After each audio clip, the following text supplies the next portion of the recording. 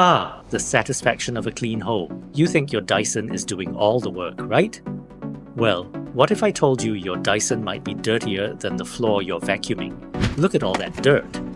Over time, dirt builds up in places you can't even see. Yep, it's basically a portable dust landfill in there. This buildup, folks, isn't just gross. It's also affecting the performance.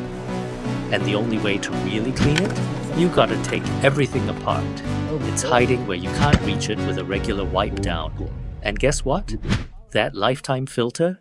It still needs cleaning. See, Dyson vacuums are built to last, but only if you take care of them.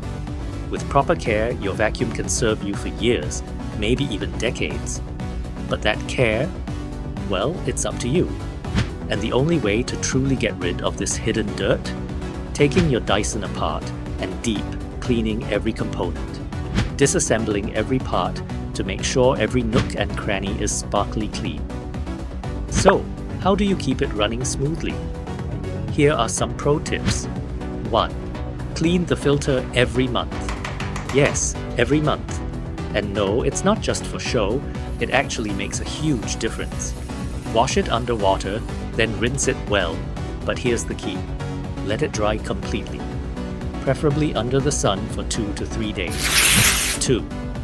How can you be sure your filter is fully clean? Here's a quick test. To make sure it's really clean, hold the filter up to the light. If light passes through, you're golden.